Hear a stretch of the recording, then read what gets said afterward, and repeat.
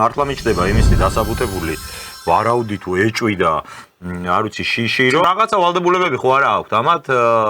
კულუარებს მიღმა უკვე აღებული და ამიტომ არ ხდება ამის და ეხლა უბრალოდ შემოპარება ხდება ამ თემების რაღაცა ესეთი ფორმით რომ იქ თეთრაშნე ამხედრებულ ხალხს ახვედრებენ თურმე ქართველ ლიდერებს და დედა რა მაგარიან აი უბრალოდ უნდა წაიკითხოთ მაგალითად